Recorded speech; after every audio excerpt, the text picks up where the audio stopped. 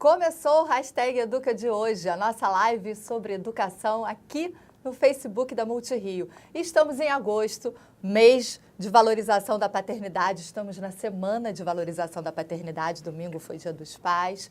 E eu pergunto para você, a gente tem ideia ou realmente reconhece e valoriza o papel dos pais na educação dos filhos? E como a sua escola trabalha essa questão da paternidade? Valoriza a paternidade dos professores, a figura masculina na escola e a presença dos pais na escola? Então vem para cá, Hashtag Educa, curta, comente, compartilhe, marque seus amigos, pais, professores, diretores de escola, todo mundo para essa conversa, é super importante. Coloca lá nos seus comentários, conta pra gente a sua experiência, a sua história sobre reconhecimento e valorização de paternidade. Para conversar com a gente sobre isso, esse tema é extremamente importante para o desenvolvimento dos alunos e da sociedade, vale frisar, a gente conversa com o professor alfabetizador da Rede Municipal de Ensino aqui da cidade do Rio de Janeiro e psicólogo especializado em gênero e masculinidade e do membro do grupo de consciência masculina, Luiz Costa, que está aqui com a gente para conversar sobre isso, não é, Luiz? Muito obrigada por ter vindo. Prazer estar com vocês, né? Esse trabalho tem acompanhado há um tempo, a Semana da Valorização da Paternidade pela Multirio. Não é só isso, vocês têm outros programas também, né? E assim, é um prazer também me dirigir, tá conversando com um público grande, né, de pessoas, de ativistas, outros educadores e principalmente os pais, né? Estamos na Semana dos Pais, eu sou pai, sou educador, mas também sou pai de dois homens, 2 filhos, e acho que esse tema é muito importante para a nossa vida social, né? O desenvolvimento do nosso país, inclusive. Agora, Luiz, qual a importância da paternidade ativa no desenvolvimento da criança? Olha, a importância está nesse complemento que a gente tem para fazer e pode fazer no desenvolvimento da criança desde o útero, né, com a nossa presença, quando podemos estar juntos, na hora do parto e em toda a vida, né, que a criança precisa da nossa participação. Eu acho que nada substitui a presença masculina na vida no desenvolvimento do ser humano. Nós, seres humanos, precisamos dessa energia masculina e feminina. A masculina tem uma diferença em relação à feminina, e é essa diferença que faz muito bem para a vida de quem está chegando aqui na Terra, né? E está entrando numa escola, e está saindo pela vida, descobrindo o mundo. A gente estava conversando antes da entrevista e eu estava me referindo assim a até um livro que eu ganhei na minha época de escola, que era a figura do pai, né? O pai que às vezes fazia a função das mães ou vice-versa, por várias questões, né? E aí você até falou comigo, não, essas funções elas não se sobrepõem e um não ocupa o lugar do outro, não é isso? Exatamente. Eu sou membro do grupo Consciência Masculina, né? E no nosso grupo, a gente tem uma postura em relação a esse tema, assim. A gente acha assim, nunca vai ser o pai e a mãe de uma criança. Acho que vamos ser sempre pai. Mesmo que sejam 2 homens cuidando, vão ser pais, né?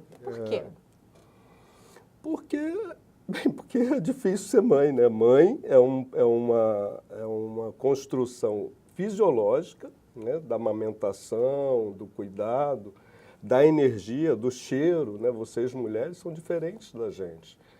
E essa diferença nunca pode ser, eu nunca posso, eu não tenho como ter ela em mim. Eu tenho como valorizá-la, né? Agora, se sou homem, eu acho que eu vou cuidar das crianças. Me vejo cuidando dos meus filhos, mas como pai, não como uma mãe, né? Posso cuidar bem, mas sempre pai, né? Se eu cuido com delicadeza, eu continuo sendo pai, né? Não tem essa diferença. Se uma mãe, um pai, fica muito complicado, né? Eu valorizo muito a figura paterna. Eu me sinto bem como pai, eu me sinto bem como educador. Quando eu sou educador, eu não sou educadora, sou educador. Sou homem, educador. Quando sou terapeuta, cuidador, eu sou um homem cuidador, não sou uma cuidadora. Acho que o cuidado é coisa do masculino e do feminino, que se perdeu em algum tempo, mas que a gente está resgatando como algo que é do humano, e não específico do feminino, né? Agora, o que a gente pode chamar de paternidade ativa, uma paternidade compromissada? O que é isso? É paternidade que sente. É a paternidade, é o homem que olha no olho de uma criança, de uma adolescente, sabendo da responsabilidade que é esse momento, né? Não pode ser um olhar por metade. Quando eu estou com uma criança, quanto menor a criança, ainda mais responsável eu devo ser no meu olhar para ela. Eu não posso estar dividindo o meu olhar com um celular ou com um outro compromisso que não seja a criança. Dar uma mamadeira, eu não posso dar uma mamadeira pensando em fazendo uma outra coisa, né? Dar um banho, educar, né? Sentar com ela para educar, tem que ser um ato solene, de reverência, né? Acho que o nosso país precisa assumir isso. As crianças que são educadas por nós, mulheres e homens, a gente precisa entender o compromisso que é isso para o futuro, né? Se a gente quer uma humanidade melhor no futuro, a gente tem que começar a entender, para estar com uma criança, para estar com nossos filhos, a gente tem que abaixar o nosso corpo, mirar o olhar, ou levantá-la para que esteja numa relação de horizontalidade, nunca de verticalidade, né? Nunca de uma relação onde um é poder e o outro é o seguidor do poder. Não, é uma relação de troca. Eu posso ser um homem muito melhor se me comporto, se trabalho assim com as crianças. Temos aqui um abraço, Ana Lúcia te mandando um abraço. Que bom, participe. Obrigada, Ana Lúcia. Mande para cá suas questões, suas dúvidas, suas perguntas. Esse programa é para você, professor. E é para você que, de alguma maneira, lida com a questão da paternidade. E eu acho que é impensável pensar em escola sem pensar em paternidade. Não é isso? E cada vez mais, né? Nós passamos muito tempo a escola sendo o lugar da mãe, da professora, né? Por muito tempo foi assim. Da tia, da né? tia. Da figura do feminino, o feminino cuidador, né? Isso. E agora a gente vê uma mudança, né? As professoras valorizando mais esse momento, né, de contato com o pai, já um olhar crítico no sentido de mandar o bilhetinho. Quero falar com o responsável, quero falar com a mamãe. Não, quer falar com o responsável, né? Que venha os dois de preferência, né? Mas também o pai, né? É importante que a escola estranhe a ausência do pai, né? Das figuras paternas, eu diria assim, né? Dos tios, dos avós. Nós somos cuidadores tão importantes quanto as cuidadoras. Ele tem um exemplo importante na conversa que eu vou te pedir para repetir, porque isso pode acontecer em várias cidades do país, né? E olhar com esse cuidado para a questão da figura masculina e o papel de pai, eu acho que é importante. Conta pra gente a questão. Bem, o pai pode estar em qualquer situação, ele vai continuar sendo o pai, né? Se ele está preso, eu acho que cabe toda a sociedade a facilitar o contato do homem com os seus filhos, se tem os filhos, com os seus filhos, com a rede de sobrinhos, que também são outra forma, né, que eu acho que inclui paternidade também, essa relação que a gente tem com nossos sobrinhos. Mas assim, o exemplo que você estava relacionando é um aluno, né, meu da Maré, do Complexo da Maré, que uma vez me disse que o pai dele não vinha na escola porque o pai dele era bandido, né? E eu procurei, vi que o comportamento dele não estava bem, ele estava precisando de ajuda. E eu busquei esse pai, né? Procurei o celular e liguei. E o pai dele veio. E o que a gente viu em sala de aula foi um pai se manifestando toda a preocupação que ele tinha em relação ao filho, de querer que para o filho, ele quer o futuro que ele não teve ainda, né? uma relação e inclusive com um olhar muito respeitoso para a sala de aula, né? Porque a gente tem que pensar assim, né? Quem são os clientes da rede pública, os pais dos nossos alunos? Qualquer tipo de pai tem que ser valorizado, né? Não só aquele que está trabalhando na formalidade, que tem uma linguagem mais apurada, mas também o pai que está em situação de trabalhando como um vendedor ambulante, ou mesmo trabalhando numa rede de trabalho ilegal, mas ele continua sendo pai por nós. Se a gente quer uma mudança para o nosso país, eu acho que a gente tem que incluir todo mundo, não pode ficar ninguém de fora. Porque a ausência da figura desse pai traz que tipo de prejuízos? A ausência, não a ausência física, mas a ausência emocional da figura desse pai, da pertença dessa criança a um pai, traz que tipo de prejuízos ao desenvolvimento da criança? E a gente tem, graças a Deus, aqui, muita participação de vocês. Esse assunto é importantíssimo. Por que eu falei isso? Porque a gente precisa tomar posse da questão da paternidade na sociedade da gente. A gente tem participação aqui, eu vou passar para eles, mas só respondendo a isso. Essa ausência afetiva, emocional do papel do pai traz que tipos de prejuízos? Desde o nascimento, né? Eu acho que a gente tem crianças, e eu diria que até adolescentes e adultos, que têm fome de pai. Esse termo foi usado por um companheiro nosso, Gary Becker, que é um grande escritor americano, também brasileiro também, ele tem dupla nacionalidade. Ele usa isso num livro que ele fez, que foi da tese de doutorado dele, né? Que há crianças que têm fome de pai. Trabalhando com criança e adolescente, eu percebi muito isso, né? A criança com fome de pai é uma criança minguada nesse aspecto, né? Nem toda criança que tem ausência paterna tem fome de pai, mas muitas crianças e adolescentes que têm a ausência paterna, principalmente quando é uma ausência paterna negada, a ausência paterna que foi sequestrada do direito dele, ele se desenvolve com essa fome, com essa necessidade de um pai que não chega, que não pode chegar, né? Que não chega porque às vezes não quer, mas que não chega muitas vezes porque não pode chegar. A figura dele foi retirada da participação do desenvolvimento da criança. A gente tem bastantes comentários aqui. Joana Miranda dizendo que o tema é excelente. Obrigada, Joana. A Ana Lúcia já falou. Yuri da Cunha pergunta como os pais podem auxiliar no dia a dia da escola sem ser apenas no dia dos pais, sem ser na efeméride. Claro, tem que estar, o quanto ele, toda vez que ele puder, ele tem que estar, né, dentro da escola. E quando ele não pode estar na escola, ele pode ligar, ele pode fazer outros tipos de contatos, como as mães fazem, né, com a rede de educadores. O Eduardo Souza, ele está dizendo muito obrigada por apresentar a importância da consciência masculina. É importante sim, Eduardo. Raquelzinha Pacheco, muito bom esse tema. É uma pena que existam homens que não entendam a importância do papel deles na vida da criança.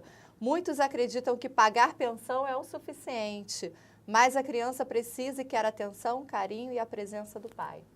Sim, nós temos um calor que é nosso. Nós temos, mais que colocar a mão no bolso, é colocar o nosso olhar nos olhos da criança. A gente tem que dar o nosso peito para nossos filhos, porque o nosso peito não sai leite, né?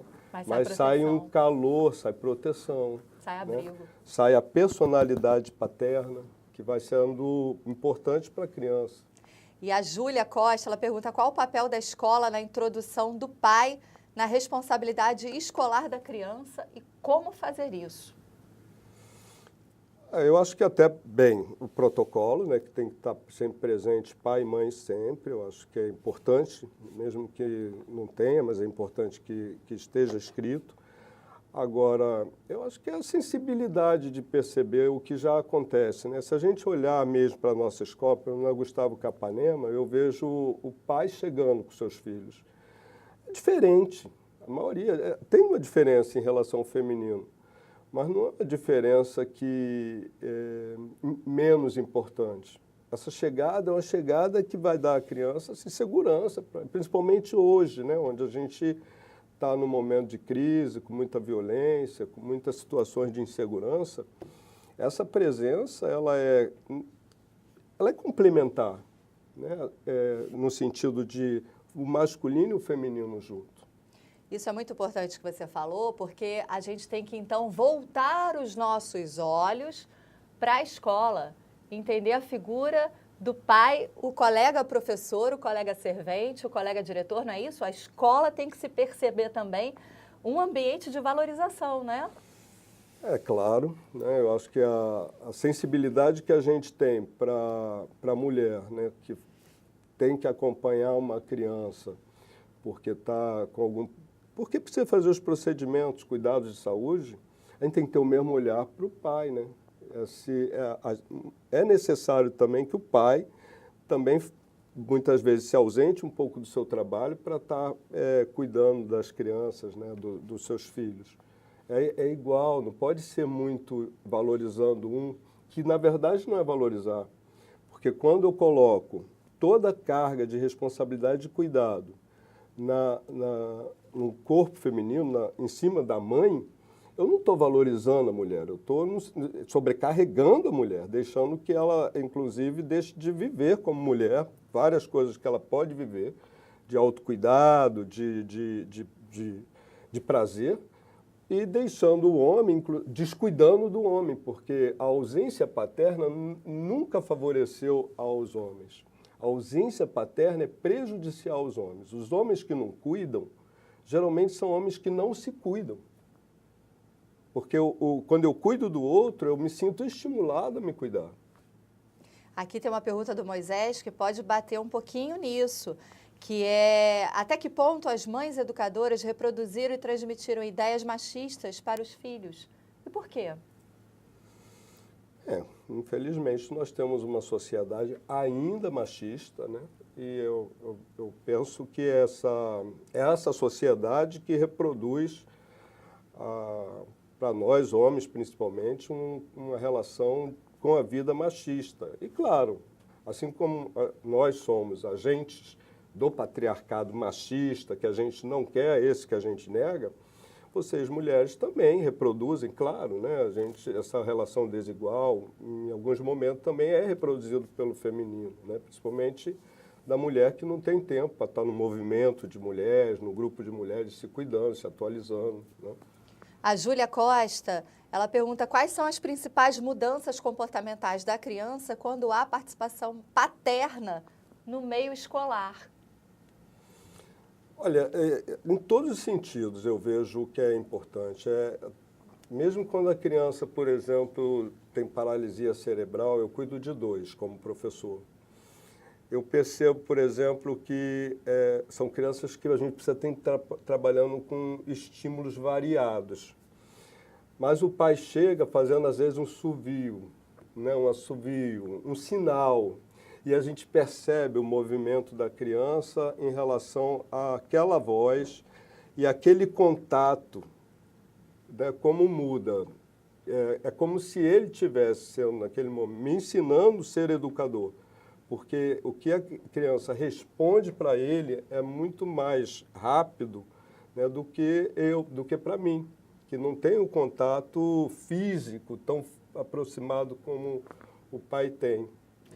Luiz, o programa está acabando, que é uma pena. A gente com isso consegue perceber que a gente tem fome de pai, porque esse assunto, né, rendeu comentários, rendeu perguntas. Eu queria te agradecer a companhia, a presença e dizer para você que está assistindo ao #Educa que a gente está disponibilizando nos comentários vários links que o Luiz deixou para a gente, que são importantes para essa discussão. Professor, se o senhor também quiser entrar nos comentários, responder algumas questões, né, compartilhar é muito importante. Muito obrigada pela participação de vocês. Valorizem a figura paterna na vida de vocês e no cuidado com as crianças, na educação com as crianças.